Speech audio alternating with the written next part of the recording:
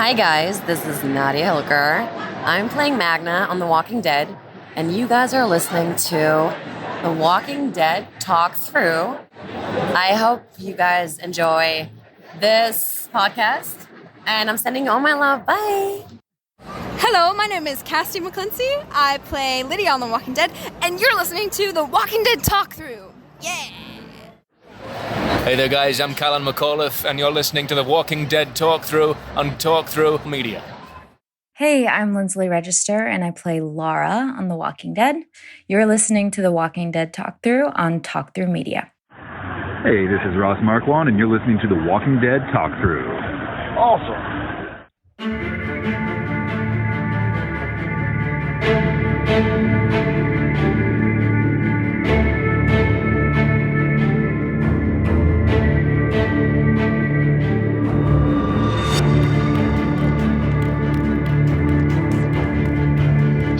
And welcome to episode 154 of The Walking Dead Talk Through, Dead City Edition. I'm Brian.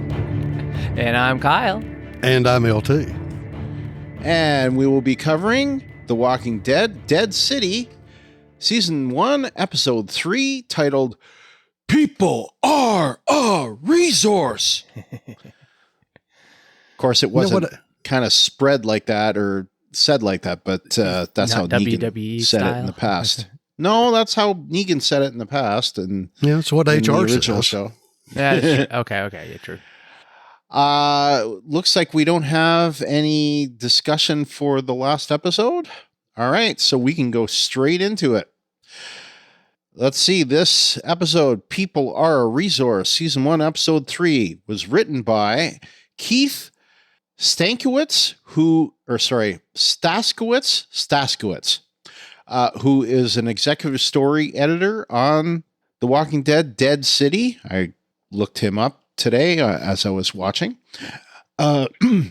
Directed by Kevin Dowling, and the description from YouTube TV is dark instincts reveal themselves as Maggie and Negan form a strategy. Armstrong is tested. That's one way to put it. Mm-hmm. Ginny embarks on a daring journey. Mm-hmm. All right. LT, what would you give People Are a Resource? Well, for this week, I'm giving it an 8 out of 10. Obviously, there is no OSHA in the zombie apocalypse.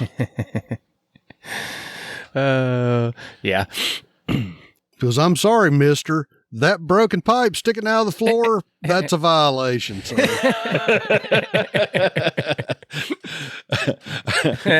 That's funny. Critters in the lunch, that's a violation, sir. Well, that is not a problem anymore. Well, I gave it an 8 utilities of a cheese grater I never knew existed. Interesting. Well, I gave it a slightly higher mark. I gave it an 8.5 reasons why you should never swallow a key. Poor guy. Yeah, I mean, I was thinking of, if the Croat asked me to swallow a key, I don't think I would, especially if they're handcuff keys. Probably not a good thing to do. I don't know if he had much of a choice, unfortunately. Though, he could at least ran. I'm sure he didn't, but, maybe he could have, tongued it or something. Oh. Well, it wouldn't have mattered once they yoinked him over the railing. True. Yeah, true. All right, we have some listener ratings. We'll start with you, LT. Okay, well, Glenn's from Toronto gives it an 8.5 out of 10. Keyhole surgery? Very true. Mike from Asheville gave it a 7 out of 10. Say cheese. And Ivan from Minnesota says 6 out of 10. Big guys don't last. Very true. True. Mm-hmm. All right, we have some awesome sauce. And I got to see Ruthie over the weekend at SoonerCon. All right, LT, why don't you start it? I shall. Glennis from Toronto says, Armstrong resourcefully dispatched those walkers quick time in that MMA-style caged ring after retrieving the cuff key from that poor walker waiter. The Croat is sure up to maggots. Smiley face. Yeah, good one. Ivan from Minnesota said Croat is a pretty solid villain and using walkers for fuel is pretty resourceful. Jeffrey Dean is killing it each episode. The cheese grater kill was gnarly. Yeah, I don't know if I'd give all the credit to the cheese grater, though. I think the pipe had something to do with it. No, true, but it was just a good, like, here's some pain. Yeah. Distract. Mike from Asheville says, the cheese grater. We all know what that would feel like. Yes, it's kind of like an exfoliator extreme edition. Well, at least he wasn't using like the regular guillotine cheese slicer. Yeah, chop off his nose. Yep. Turning the dead into gas. I appreciate how they came up with that. Yep. Negan mentioning himself when talking about getting to Croat. I first thought he was talking about Rick, and then you realize he's talking about himself. And Maggie giving him props, sort of. Mm-hmm. Yeah, I like this one myself, Mike. I thought that this was... I mean, I realized right away that Negan was talking about himself, but I still kind of liked that he was talking about himself. And I was waiting for someone to say, oh, wasn't that you? Or like Maggie kind of like, giving it away that it was him. But I'm glad that she didn't. Yeah. She resisted that temptation, which I'm sure was there. So, all right. So we've got, that's it for our listeners. LT, we'll start you off. What do you have for Awesome Sauce this week? All righty. Let me get... Well, for Awesome Sauce this week, I'm going to start off by saying Negan once again is showing that he is the most nuanced character in the production. Yes. Because you get the point where he's talking about, like we just said, he was talking about stuff that happened before, and Maggie didn't really drop a dime on him. And you could tell by the way that JDM played it that he's telling a Negan story, but yet he's not telling it like it's a Negan story. Mm-hmm. You know, it's not, it's not the, all right, people, you better put on your pooping pants. Mm-hmm. No, it was the post-Savior Negan telling a story. So, and I'm going to get into it more later, but you know, Negan just can't catch a break. Because what is it about him? Every time he seems to try to help somebody, he ends up killing somebody and it gets him in the shed. I mean, how many times have we seen this happen before? Like when he was trying to, her name just went poof. Alpha's kid. Lydia? Lydia. Yeah. Like when Lydia was getting bullied and Negan tried to step in and help and he ended up, shovel graping that guy and killed him. Oh yeah. And you're going, dang. Cause it's like I said, every time he tries to do the right thing, he ends up killing somebody that just sort of solidifies his reputation of being a bad guy. And it really wasn't his fault. One of the things I thought was pretty awesome was this whole Croat's zombie apocalypse fight club thing he had going.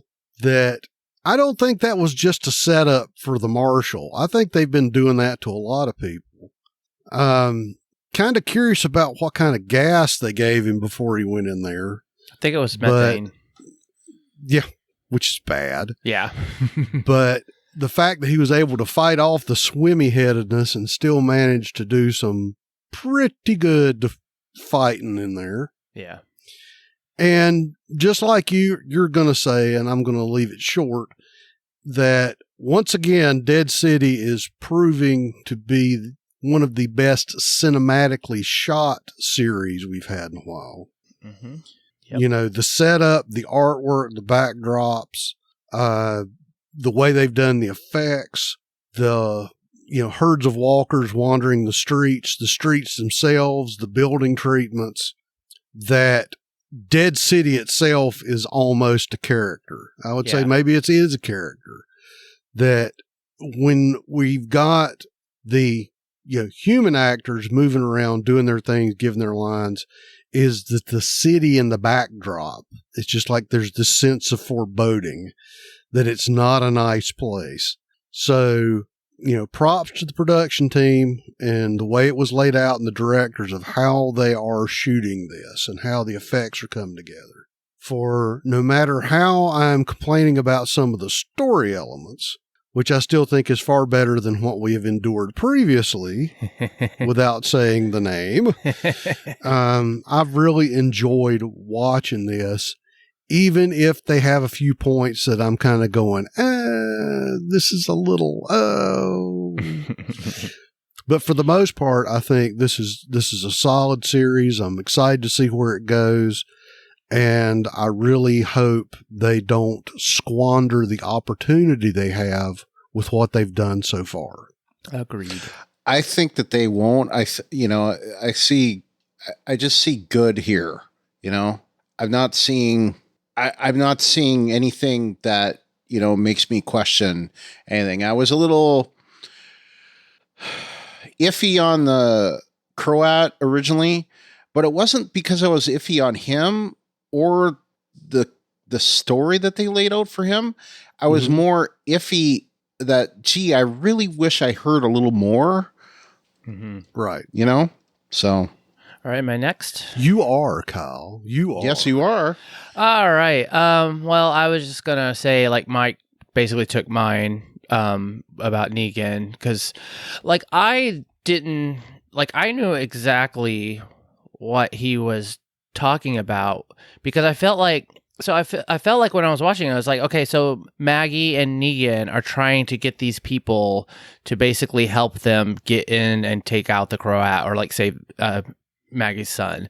So in that scene, when he started talking, I immediately kind of connect to be like, oh, he's talking about himself, and he's talking about, because he's basically, the Croat was part of the sanctuary, and he basically gave that information to Maggie. So I just felt like that whole thing already was playing exactly how I was expecting.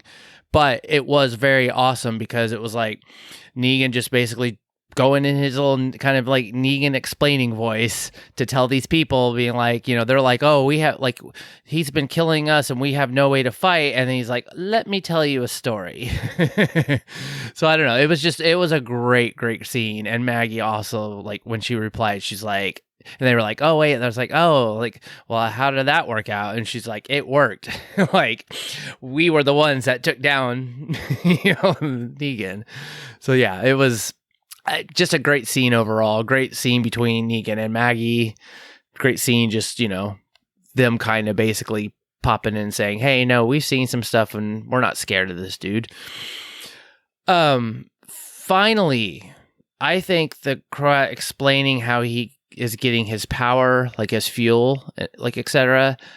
I didn't really care so much about the science. It's just, it explained it enough that it kind of made me then understand of them having the resources, and so it just worked for the story. It's not that show that LT will not name the name, which I just feel like they just gave up and they were just whatever. There were points where in what, season 5 or when Virginia people, and they had Tank Town. So they tried to kind of explain some of the reasons, okay, this is why they have gas and this is why they have power of some sort, so that they have the walkie-talkies working. But then at some point they just basically were just they just basically did not explain anything. And here it's just they kind of put in place of the Croat being a scientist or being smart, of science, relative areas, I guess, but then it's like him just explaining it really, really quick. It's like how we've always talked about how like, hey, just do a little travel montage, and that just gives us enough information, and then that makes everything kind of like make sense of like where they're at and like distances and this and that. He just spells it all out, and it's like, okay, methane. Oh, you found a way to liquefy it. Okay, cool. There you go. Now I can understand that you have all these lights and you have this vehicle that like, all that good stuff. So I was very, very happy about that. So you're making natural gas out of zombies, and we're okay with it. Yeah, because it's like they decay. It's like it's at least enough premise that I understand it. So then I'm like, cool, that's all I need. They don't ever have to even talk about it again. And then again, like you were saying, LT, it's just the atmosphere of the show, being in New York, being in Manhattan, being like every time they kind of do the B-rolls where it's like there's just this open street, with all the buildings, and the walkers are like, roaming around and this and that. And then you see all the like kind of vegetative growth coming through the cracks in the street. And then, even some of the locations, like the arena, I think is really, really cool. Like doing that shot, for one, we got to explain this whole moving car thing. It's like, okay, obviously I thought that they were using that to kind of direct walkers. Well, then it's showing us like, oh, he's basically collecting these walkers. And this is just one way he's doing it. And the arena was just cool because it's like, to me, I'm like, that kind of makes a very good sense, like kind of, at least base, that you could like secure that enough or whatever. And it's just cool. Like he was sitting like in one of the suites or whatever, and you can see like kind of the arena part of it, like, outside that window. So I don't know. The show itself, like in that regards, is really doing such a good job, and it really just makes it enjoyable to watch because it just kind of brings you into that universe, and I'm not like, having to sit there and, I guess, like kind of like mentally try to make it work, like in some shows that we're no longer saying the name. Well, and I think the thing, Kyle, is we don't necessarily need the Bill Nye the Science Guy explanation, but at least make it sound plausible, not just sort of wave your hand and go, this is what we're doing. Yeah. Yeah. That was kind of my problem with the whole Tank Town thing, is I understood what they were doing, but I'm sort of going, isn't there a better way to do this? Yeah. Right. I'm trying to, and I started going, my brain immediately kicked into the history of the refinement of petrochemicals. And I said, no, I must resist going down that rabbit hole. But it just didn't. If you're going to say that the plausibility, implausibility is like that razor's edge, mm-hmm. This is still leaning towards probable. And there were things that happened in that other show that were constantly teetering the other way. And the problem is, as long as you stay on the plausible side, you can take a disruption towards the implausible and still maintain your plausibility, rather than teetering on the improbable and hitting me with something that's very probable. You still lean back towards the improbability. So, bringing up the Tank Town stuff. Now you've got my mind going back a little earlier than that, but still tied to that, which was, of course, the kids building the plane. and thinking, what exactly happened to those kids? Where did they go? They get on the plane and then they end up becoming fodder for the, basically, did they get blown up at that one place that had the landmines on it or something? Anyway, they drove to Boca Chica. They put together the the fragments of Elon's starship and they went to Mars. Yeah. They went to Mars. Hey, if they can build an airplane in a garage, all it takes is a couple of issues of Popular Science and a few Makita hand tools, and life is good. There you go. Oh, all right. Well, that was all that I had for my awesomes. I didn't really have much. Just basically, was saying that I talked about the whole Negan, talking about himself and his story, but talking like he's third person, and Maggie only interjecting with "it worked." I like that whole thing. It was kind of, I don't know. It's kind of like Negan kind of learning from his mistakes, I think, in a lot of ways. But I genuinely enjoyed that. I did, there was enough talking about like the cheese grater scene. I just thought, I didn't know how that was going to end, but I just thought when that guy, obviously bigger than Negan, tried to, stand up to him, I knew that was going to end up badly for him. Yeah. I just knew. I didn't put the whole, pipe sticking out of the floor as his demise, but and of course, getting a nice little cheese grater, as has been said many times. But I did like that. And also I will say that the Croat is growing on me in terms of a character. I think that there's a lot of potential there. I've always liked Željko Ivanek as an actor. I mentioned before that he was a big character. He was he portrayed an important character on the event. And I was into the event just prior to The Walking Dead, crushed by the fact that they canceled that show, which its last episode was a cliffhanger, and a pretty good cliffhanger that never got resolved. But yeah, so I think we can move on from that point, but there's only 6 episodes this season of this show, right? There's only 3 more episodes to come. But anyway, I'm pleased with the show so far, and I think we have a good show. Yep. So let's move on to our weak sauce. You're worthless and weak. All right. Well, I have a comment on the weak sauce, so I will read it. And we only have one weak sauce this week. Mike from Asheville says, the CGI deer.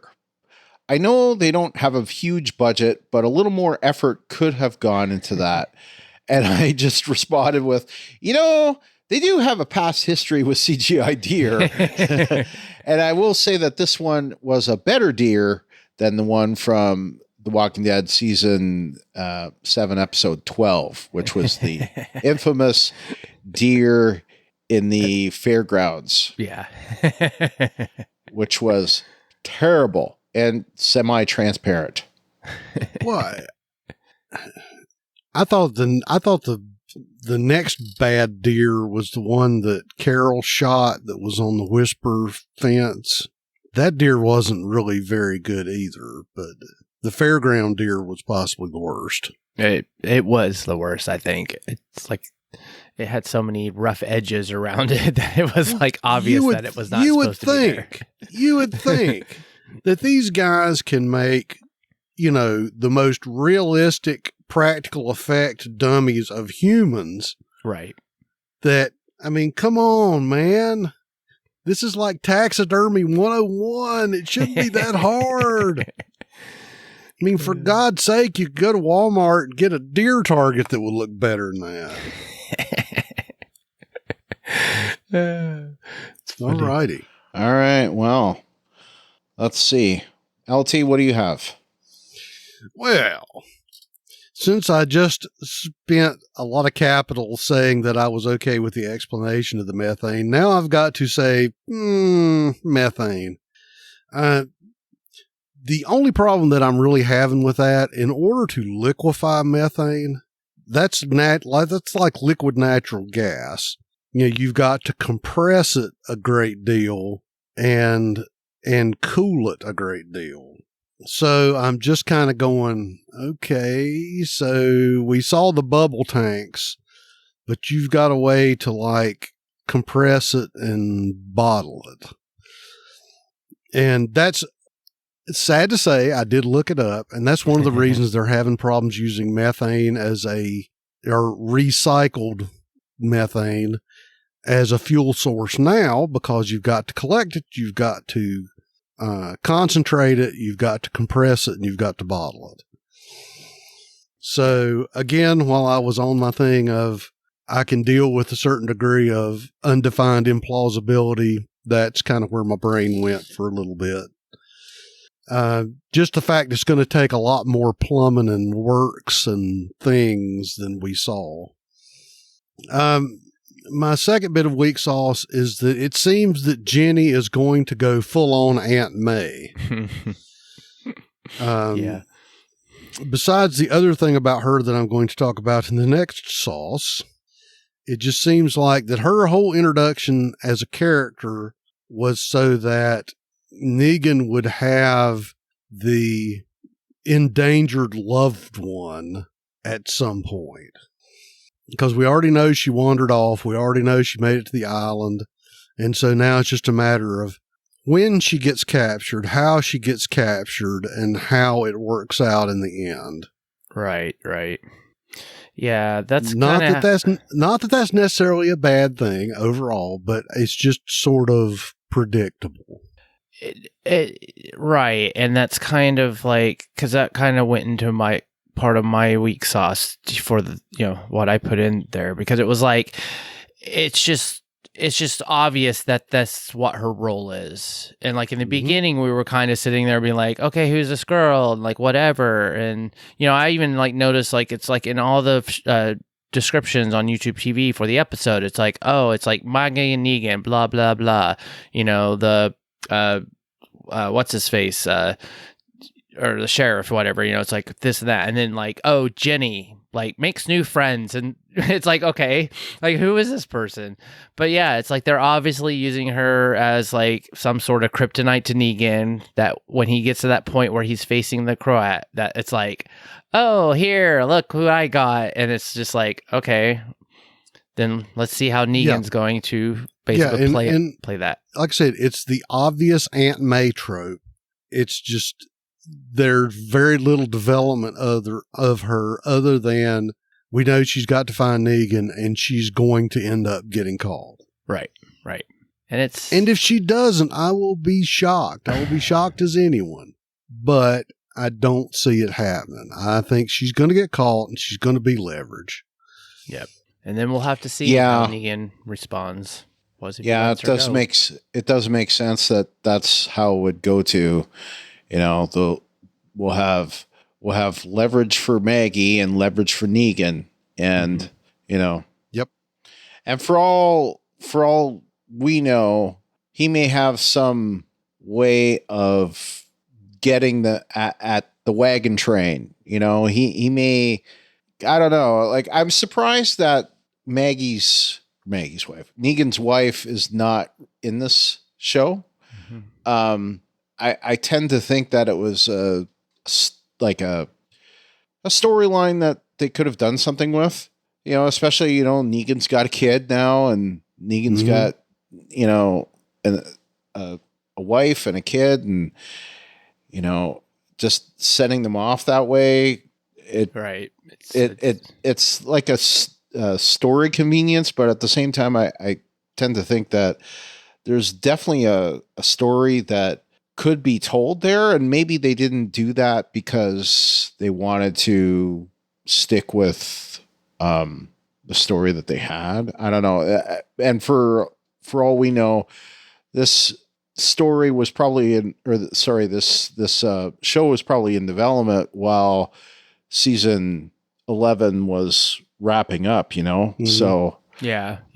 That's Well, and who knows, Brian? Maybe this is the setup for Negan and Maggie 2, St. Louis Blues. well, that's yeah. the point I was going to make, is that there's nothing to say that they won't bring her back in season 2, right? You know, I mean, these shows often change quite a bit from season to season, so they could start with Dead City and then go to the Dead Archway or or I don't know. What's Kansas City known for? I don't know. Barbecue. Barbecue. Gateway Yeah. Dead Corruption. barbecue. Corruption. Dead barbecue. That's Chicago. Yeah. Anyway. No, it's like just obviously the gateway to the west or whatever. So Yeah. Yeah, Dead that's Gateway. St. Louis. Yeah. But I'm saying, if it was Kansas City? I mean, you know, or The Walking Dead, Joplin,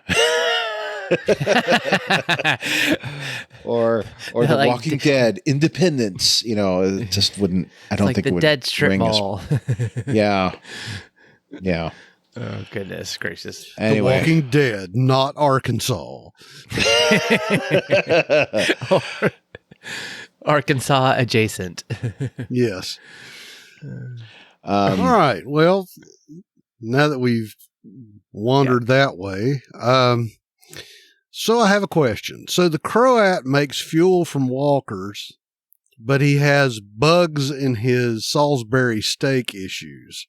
And it just seems to me that he logistically cut whatever it was very artistically, that he didn't like have that maggot. It just seemed to be that he strategically cut into his whatever it was at just the right place for the big fat worm to go wormy out of there. Yeah. I guess though that he did say though that he was like, Who checked the meat? Right. And then he was said something about like, oh, we don't have the same like luxuries as we had back in the day. So eating rotten meat or spoiled meat like can kill you. And so I guess that's part, maybe he's a clean freak, like, so. Yeah, just but like, I'm going, wait a minute. You've got lights. You've got power. Mm-hmm. Did you not save some poor HVAC man to make sure the refrigerator works? Yeah. True. I guess that was just kind of, yeah. I don't know. I suppose I would be thinking at this point in the apocalypse, are you going to really sweat that? And it's eating, like, it's kind of one thing. I don't know. At least in my knowledge of things, it's like big, you and can still eat spoiled meat and like not necessarily like die from it. If you cook it, but or even, and I'm sure they have a microwave. I'm sitting here going, okay, if they cooked it, then how was the maggot still worming? Yeah, worming it. Yeah, and it was a big boy. And I understand you have to have a big one to make sure you can see it on camera, but if it's that big and that was when I was going, I'm not an entomologist and I didn't stay at a Holiday Inn Express last night, but it just seems like that's an awful big worm to be. Yeah, it was just for the camera, I guess, to just basically illustrate it. But yeah, you're right. It's kind of like, well, okay, you cooked it. So it's like, it looked cooked at least. It wasn't like, I'm like, oh, I want it medium rare. And then it's like bloody. But so I don't know. What was the meat from anyway? I don't know. We don't know. That's the whole point. Was it a dog? Was it a rat? Was it a deer? Right. We don't know. I had a controversial pick for a week sauce, and I was just going to say Maggie, because I don't know really. Maggie didn't do a lot this episode to me. And other than, not Diamond Negan out and trying to burn a dinosaur, I mean, it just seemed to be, it was a very Negan-y kind of episode, but I just thought she didn't do a whole lot this time. Yeah, I agree. She kind of was standing in the background, just like kind of almost like, okay, this is Negan's episode, so the next week's going to be mine. Yeah. And I guess the last thing I've got for Weak Sauce is something I sort of mentioned before. It just seems like that our boy Negan always ends up killing somebody that makes his position worse when he's trying to help. Because when they started the fight in the kitchen, and I realized that the big guy got the, eyebrow epilation with the cheese grater, but when he fell over and kind of had that thunk and just laid there, you could see like the pipe in the floor.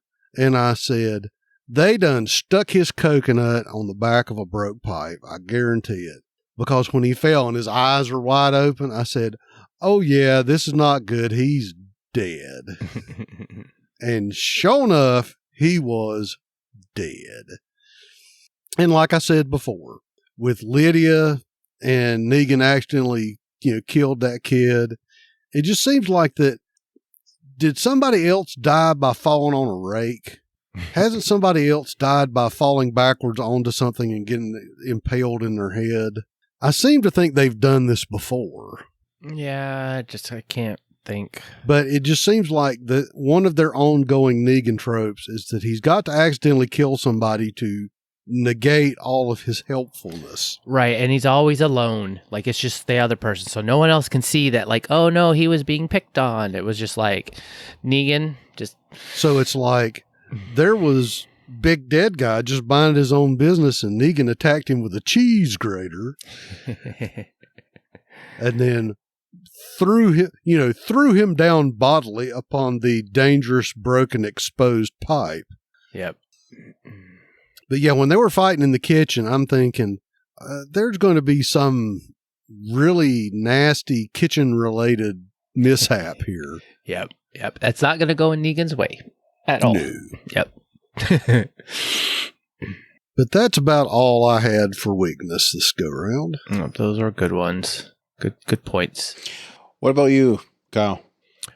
I already gave pretty much everything. I mean, I did talk. I kind of agreed with Mike about the CGI deer. It's like, I like LT. You kind of brought it up too, where it's like, yeah, they could do it. They have enough skill with making human gags, see, like whatever with the walkers or just even like body parts or whatever. It is kind of like, oh, like isn't there some company or something that you could have just used a real deer or even something like similar? I don't know. It was just, I get the CG part. It is probably cheaper and it looked a little better than what we've seen before. But I think at this point though, it's like even any movies that like, there's just or maybe not necessarily movies, but TV. It's just like, there's always just like, it's never quite there. And I know we have the technology for it, but it's just like they're just kind of like, okay, well, hey,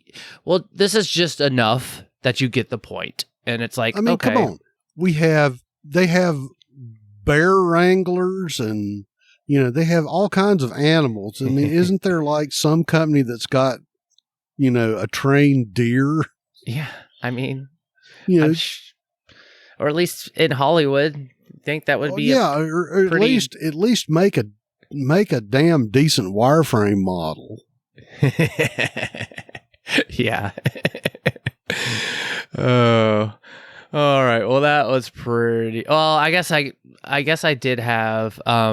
Which I kind of agree. Well, actually, we already talked about that, the whole Ginny thing. So yeah, we pretty much covered all of my weeks. Well, the only thing that I thought was that Ginny wandering away is like Carl on steroids. And when I say that, I mean that she's wandering away a lot further than we ever saw Carl do it. And, I think that that's kind of, I don't know, it just, and I guess the other part that I will say is I get a little tired of the mute girl trope. Yeah. Because that is an overused trope, and I don't think that they really need to milk that as far as they have been.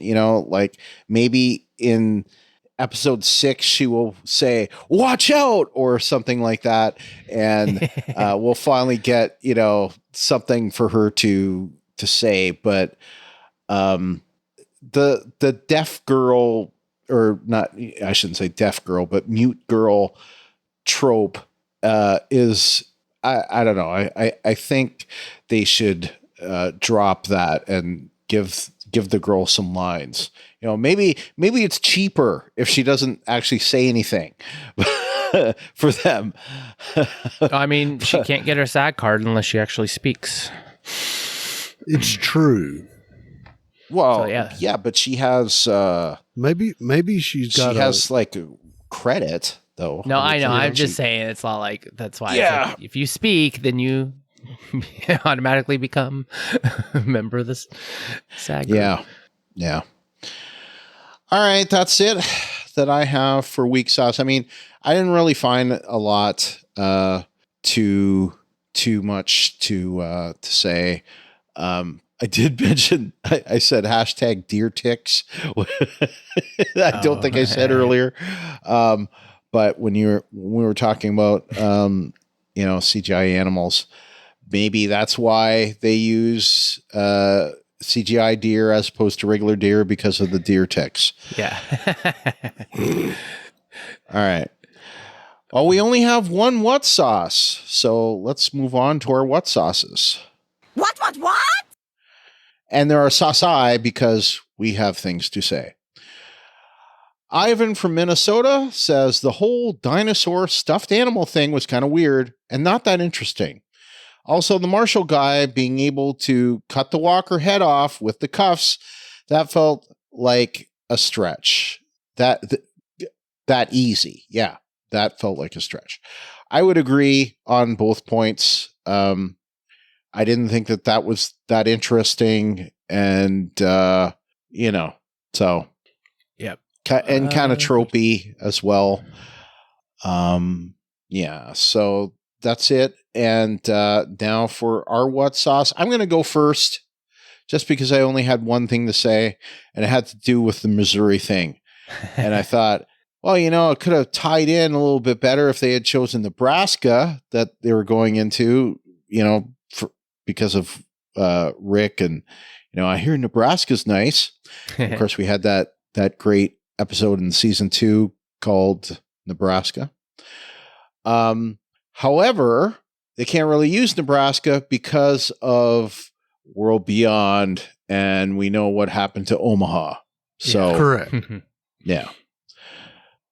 Anyway, so I guess that's probably why they chose Missouri as opposed to Nebraska, and maybe they didn't want to use Kansas because who knows.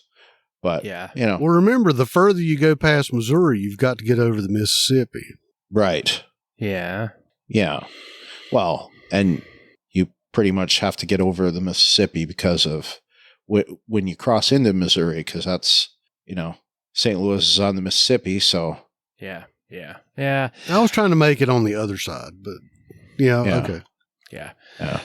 Yeah, I'll just say mine because I know you're going to say something probably LT, but it was like, okay, it's a what sauce because it's like, this is a second, like, isn't this the second time Negan mentioned that he sent them off? Or is this the first time that he says that?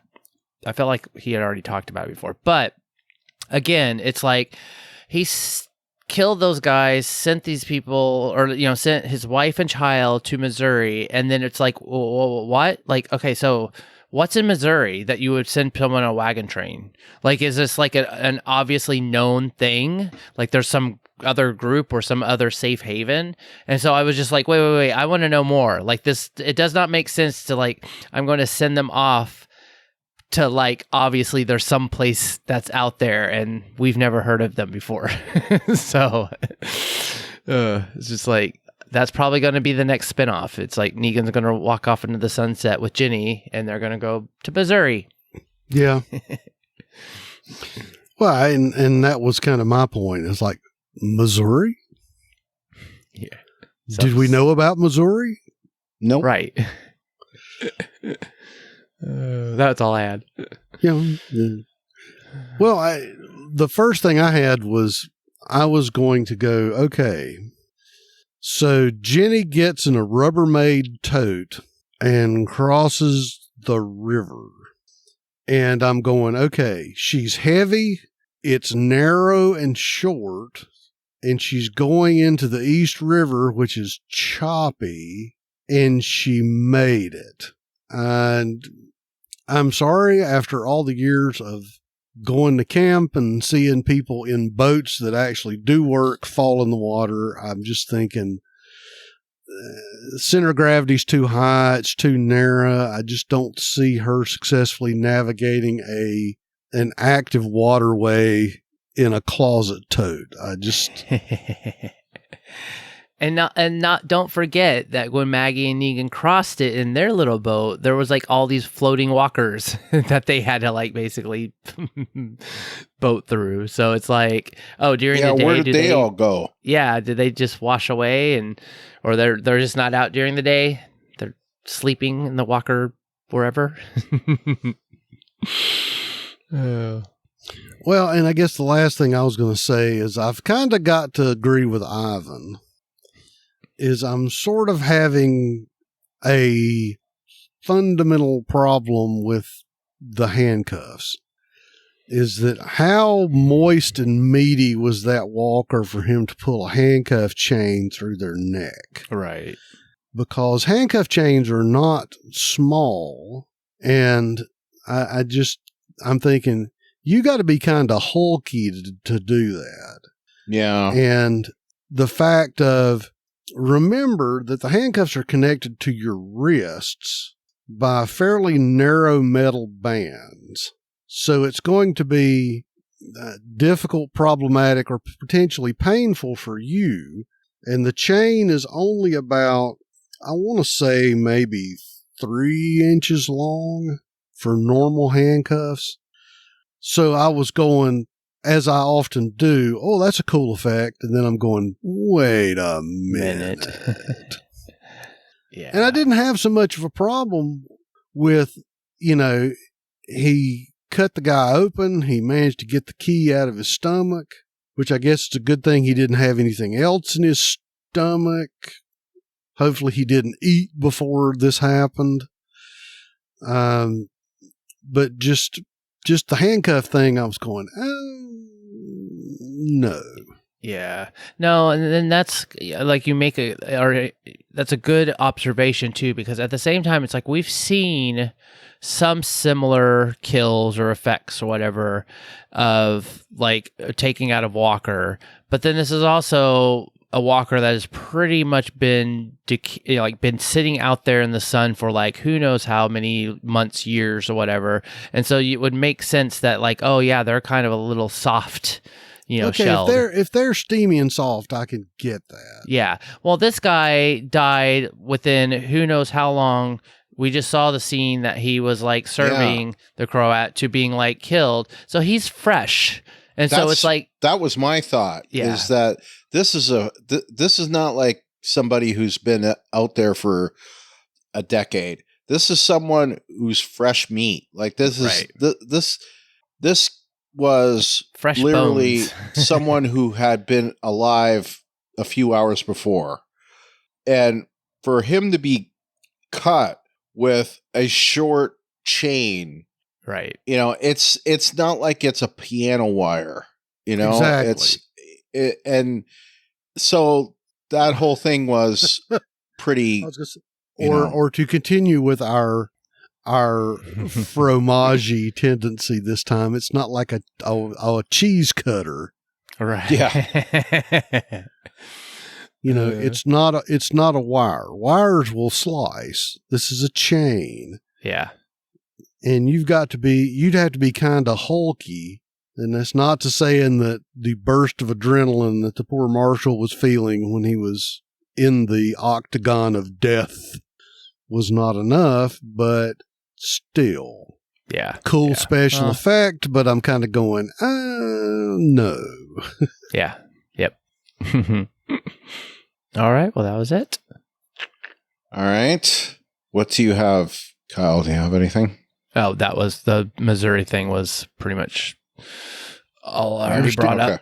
All right. Not to be defeatist on the Missouri Chamber of Commerce, but we're still wondering why Missouri at this point. I don't think it really matters. It's probably it's a state that hasn't been mentioned before.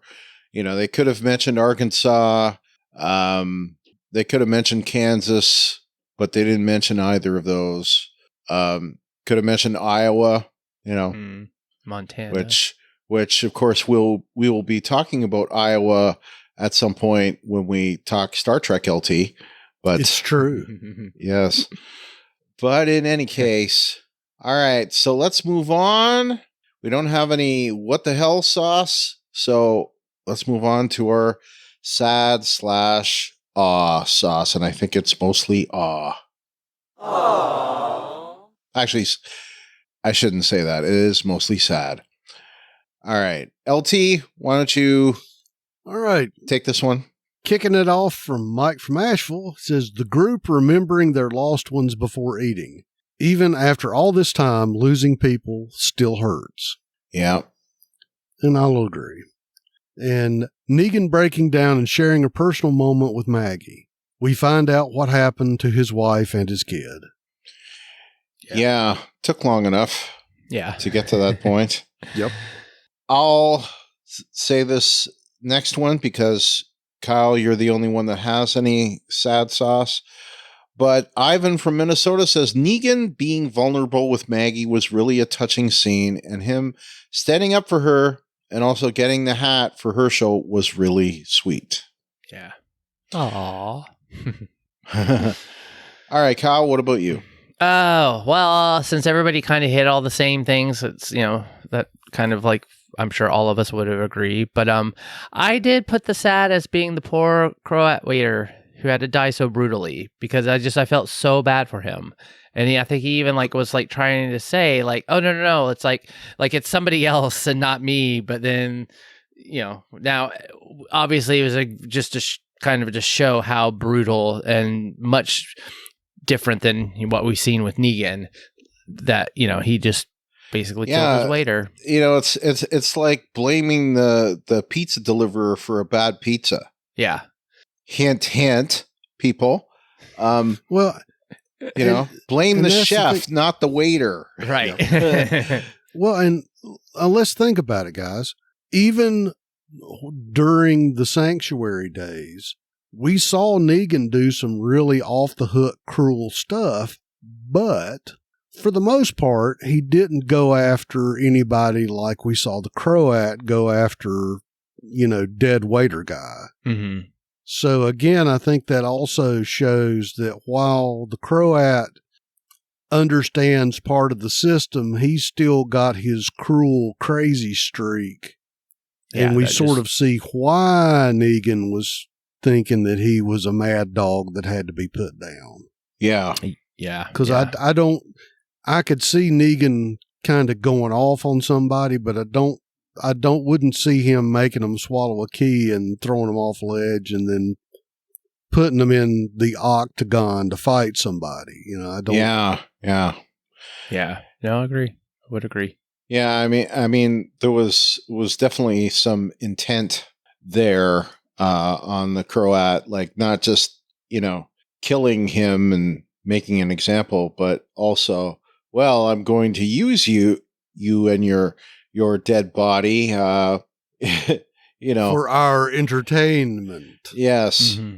And also give the marshal a puzzle to solve in a way, but I am reminded of what Negan did to Spencer, and, yeah. that whole speech about him, you had guts and all this stuff.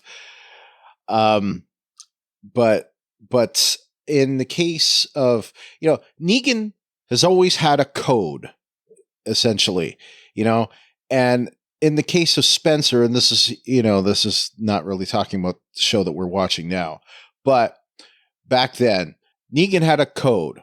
He went after Spencer because instead of supporting Rick, Spencer was undermining Rick. And there was a respect that he had for Rick. Like he, in a lot of ways, Negan saw him as a worthy adversary. And at the same time, didn't like that this other guy was, trying to sidle up, friendship with him, trying to work around him. That wasn't Negan's way. So he made an example out of Spencer. In the case of this guy, we already brought it up. It's like, well, he wasn't the one that served up the bad meat, meat with maggots. Like, did he go after the chef after this? That we see, did he do that off camera and we didn't see that? And, like if it had been established that this guy, the waiter was also the chef, okay, I can kind of get that, but that really wasn't what we saw here. Maybe it is, but I don't think that's what was. He just made an example out of the guy. Like, it's like the, I guess you can, go back to the old days of like the, the king's food tester, right? You got to test the food and, oh, well, you didn't test the food, so off you go with your head, kind of thing. And maybe that's kind of the spirit of it, but it just seemed to me that it wasn't this guy's fault. Like, he wasn't the one that cooked the bad food.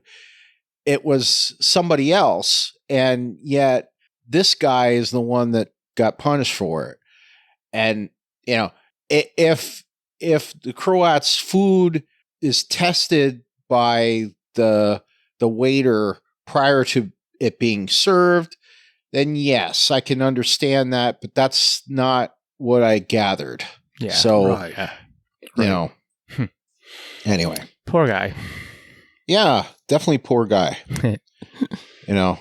He had an interesting, turn as a zombie, but, it's like I said in my rating, don't eat keys. When the Croat feeds you a key, don't do it.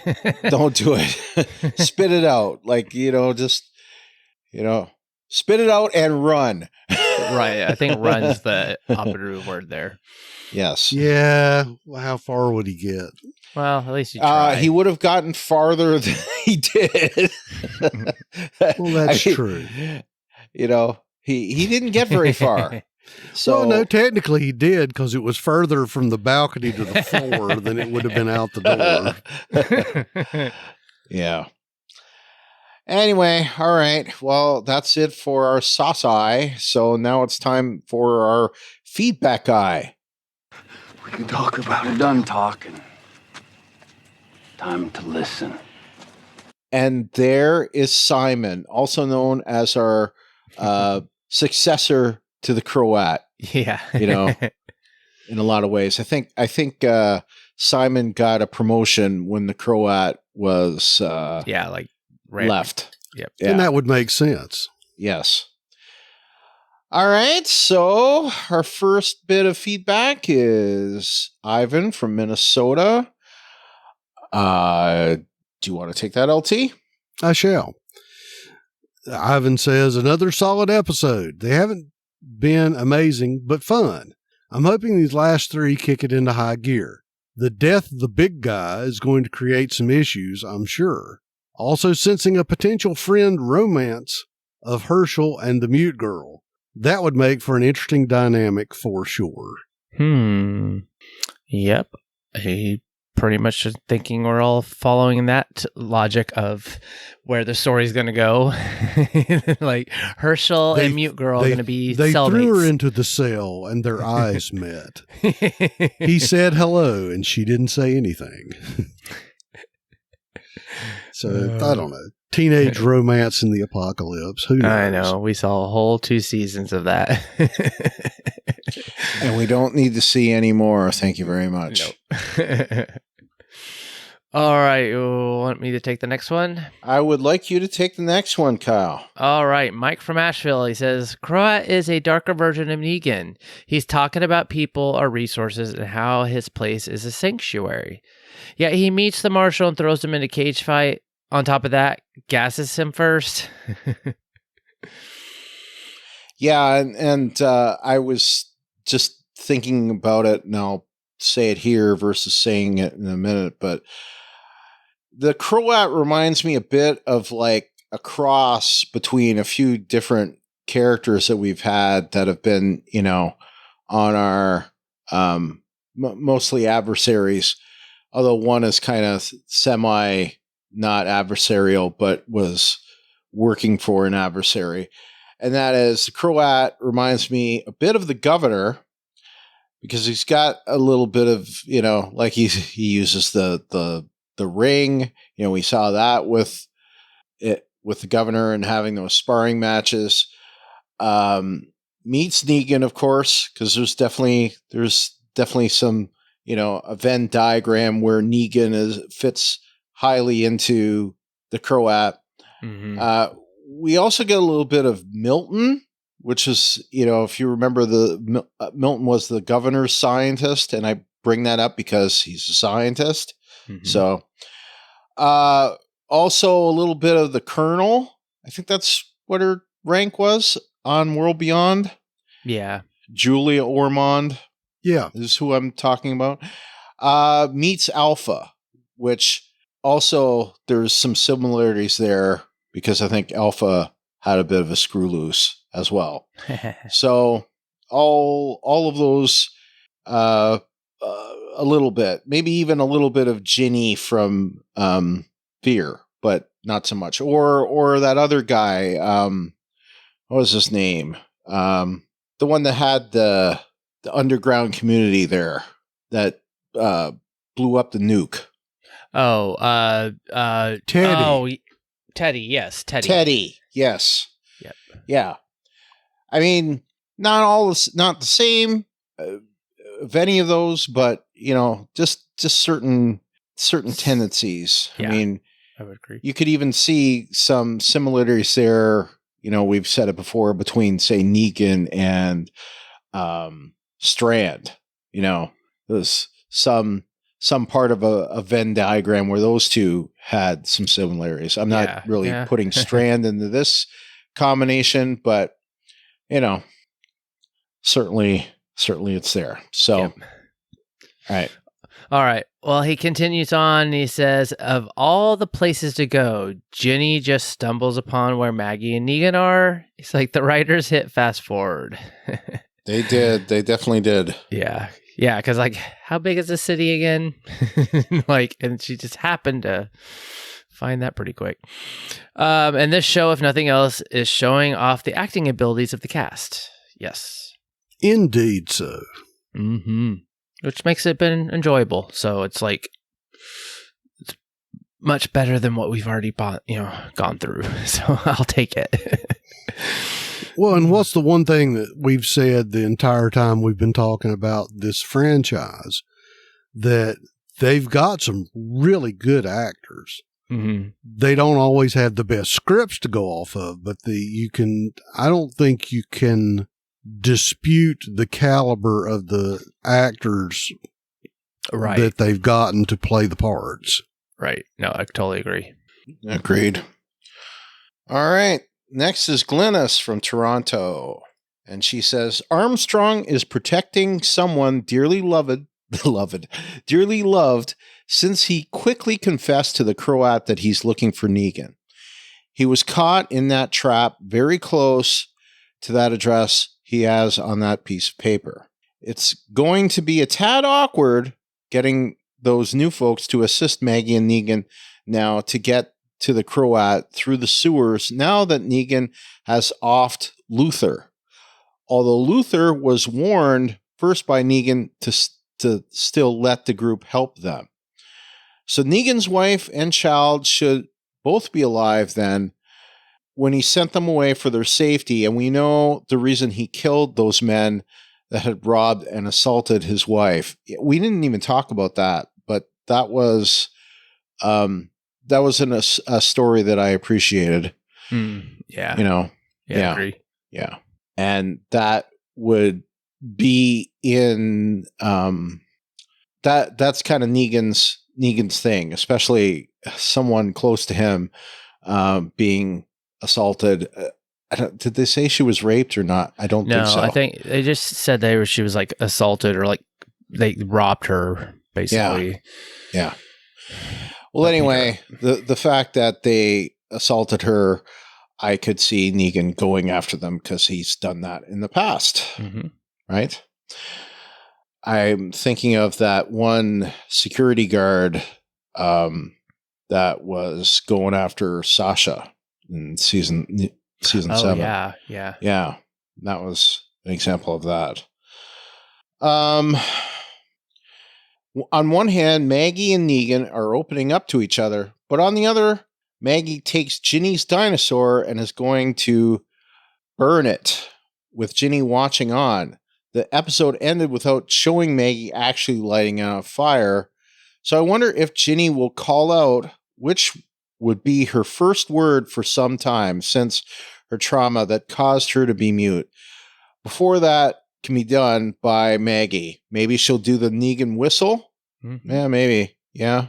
I mean, that does kind of fit with what we had talked about. So, I could see that. That's good points there, Glennis. Maggie doesn't want Negan to know Ginny is also in Manhattan, as that might jeopardize Negan continuing to help Maggie with rescuing Herschel from the Croat. But I tend to think that she'll end up, of course, being, captured. Yeah. Like I don't see her. She's going to still be in the distance. She's not going to give herself up to be like, oh, hey, Maggie, don't burn my dinosaur. Like, yeah, she's going to still be wandering around and get probably caught in a net.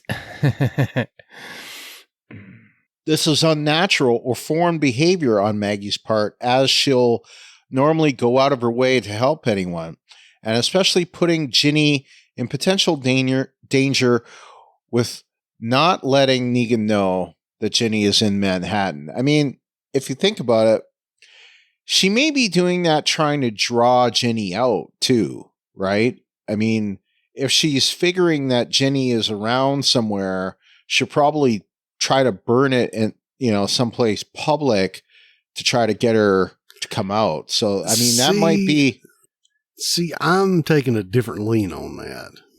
I think she's doing it so Negan doesn't know, because if Negan knows Ginny's there, then Negan is not going to do what Maggie thinks he's going to do. Because I still think that Maggie wants to keep Negan where she can see him. Yeah. Well, right. And it's kind of like, then that would make Negan possibly be like, okay, you're on your own. I'm taking her and we're getting the heck out of here. So yeah, I could totally see that. That would make sense. I must admit, I was confused at first with which girl she said she knew that had a dinosaur. I first thought she was referring to Beth, as I wasn't certain if Maggie had seen Ginny's dinosaur at all before Ginny was sent to Hilltop. Yeah, I don't know that either. Yeah.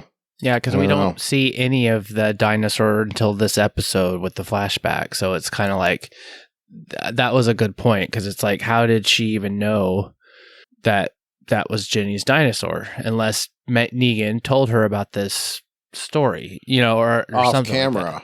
Like that. Yeah, right. Because I don't think he's mentioned it on camera. But yeah, I mean, he could have told the story that we just saw transpire. I don't know.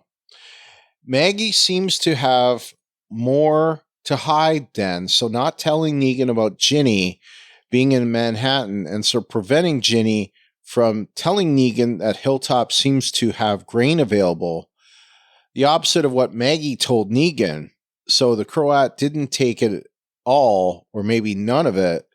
So what is the actual beef that the Croat has with Maggie that resulted in taking Herschel then? I don't know. I mean, perhaps maybe they found grain since then or something. I don't know. I mean, but Glynis makes a very good observation, because there is that scene when Ginny's about to take off on the little bike that she turns and sees that little silo looking thing.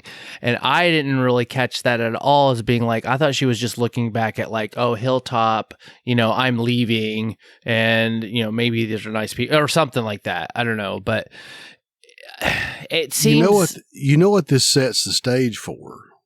That Maggie lied to Negan about why they took Herschel. Right. And that it's more like she did something.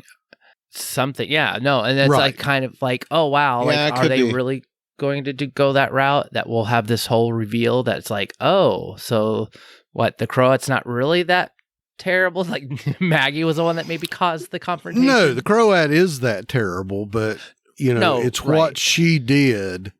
Did she do something that was perhaps not characteristically Maggie-like, that would make Negan say, so who's the bad guy now? Yeah. No, right. Good observation. Good catches, Glynis. As always. Yep. Yes. So I put it at the end. I think that's it. Yep.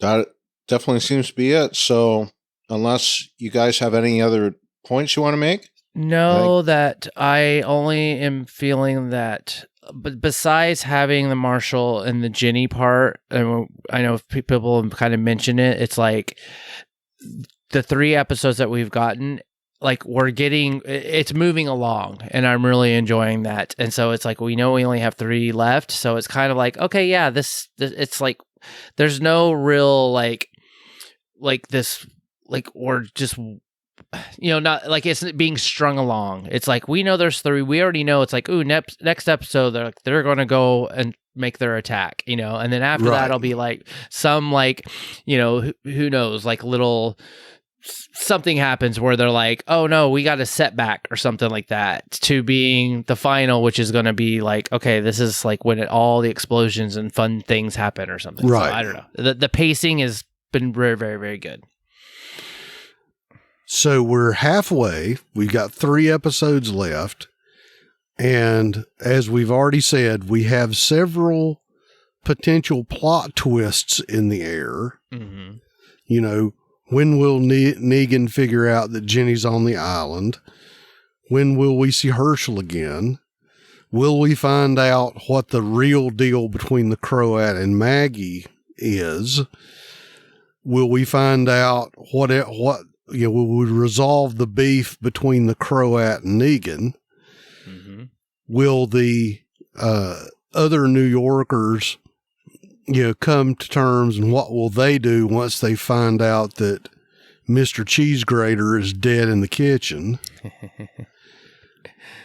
Cheese Grater. And whatever resolution we have to the Marshall story. So we have lots of things in the air, and we'll see what they do with the next 3 episodes. Yep. Looks good. Do you have anything, Brian? More to add? I do not. All right. I guess that takes us into news, ratings, and info. There's a couple weird stories on the news. All right. So ShowBuzzDaily.com is no longer producing the ratings. However, I did find the ratings, and we did get like something that was published on the Wikipedia article for Dead City. However, with a little bit of digging just now, I found a place. Oh, sweet. So TVSeriesFinale.com, which is a little final for, but it is a website that I've actually seen published before. They don't publish the ratings in the same manner as Showbuzz Daily. It's more show oriented, so you get to see like a whole list of the ratings for that season.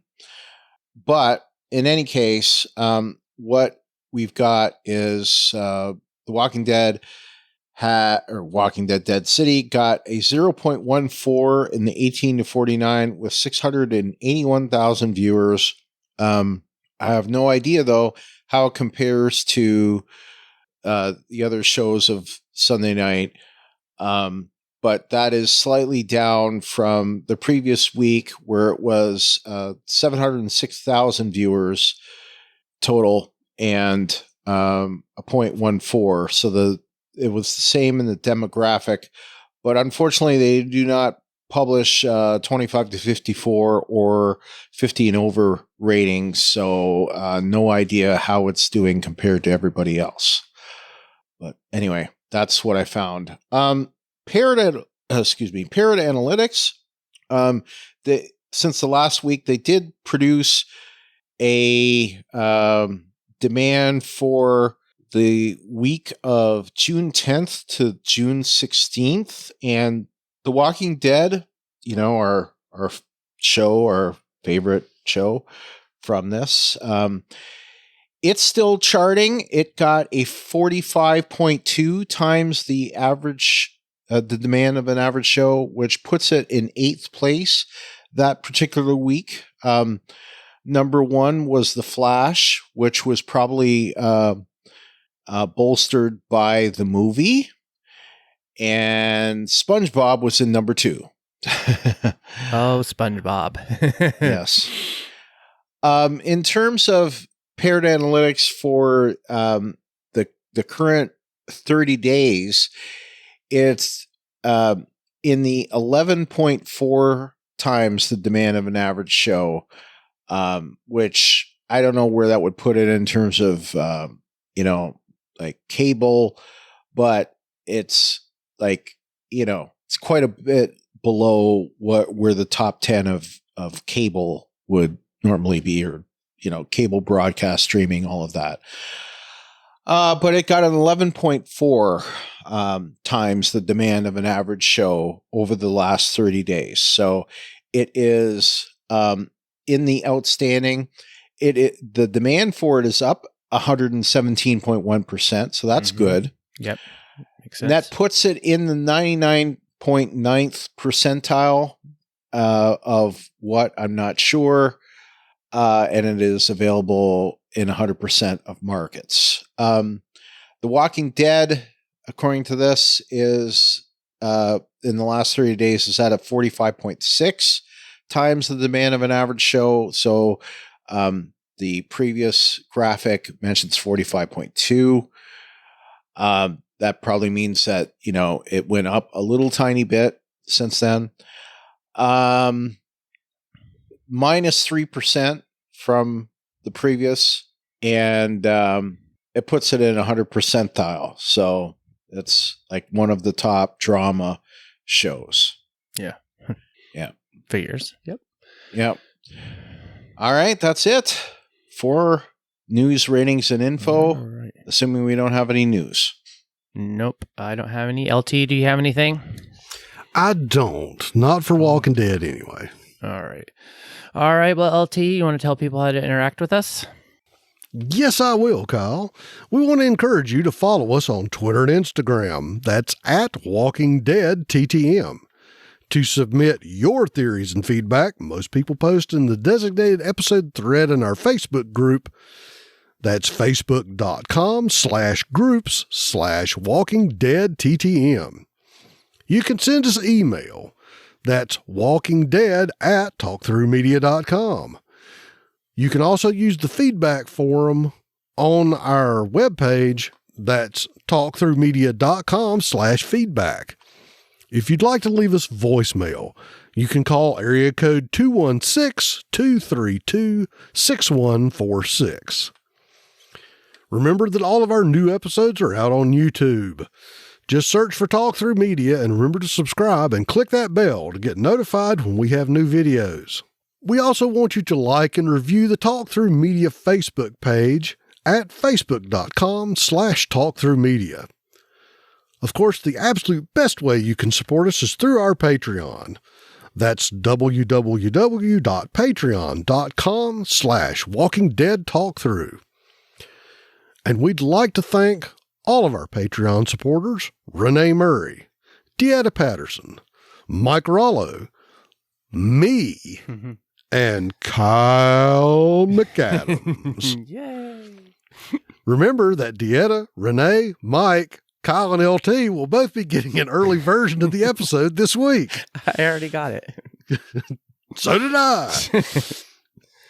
Subscribe to us on Apple Podcasts or the podcast client of your choice. While you're there, give us a rating or a review. You can also leave us a review at podchaser.com. You can rate individual episodes or the whole podcast. And remember to share our posts on Facebook and Twitter when we post them, or tell a friend.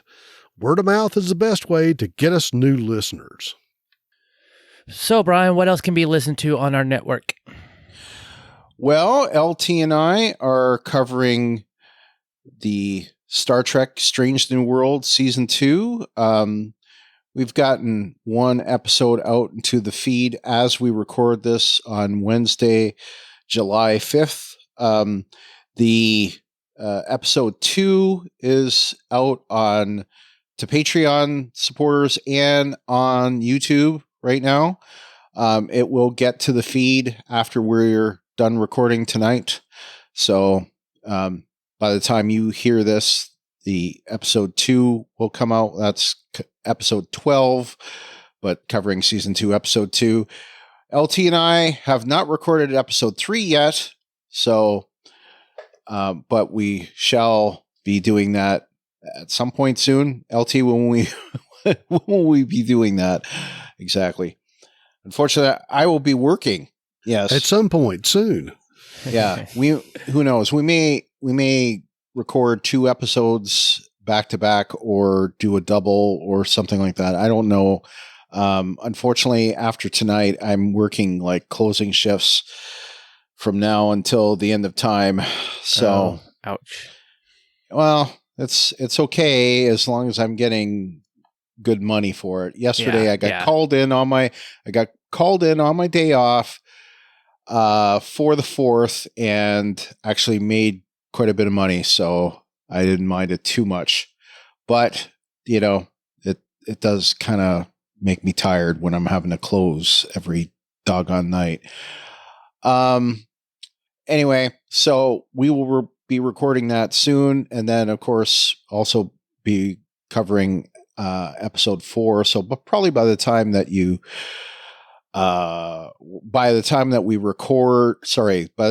we next record, we'll probably have recorded 2 episodes of that show. And of course, the Rebinge DS9 podcast is still going on, and that will be coming to an end pretty soon. I think converting to Rebinge Voyager or something to that regard. And this podcast. So, yeah. We may have some new things coming up that will be kind of different if we do that. So, but that's besides the point. We probably won't be talking about it here. Our next episode of The Walking Dead Talk Through will be covering Season 1, Episode 4 of The Walking Dead Dead City, titled Everyone Wins a Prize. Written by the showrunner Eli Journet and directed by Kevin Dowling, and the description is Maggie and Negan carry out an attack, but not everything unfolds according to plan. Ginny and Armstrong each make unexpected contact with others. So, until next time, I'm Brian. And I'm Kyle. And I'm LT. And this is The Walking Dead Talk Through. Good night, everybody. Good night. Good night.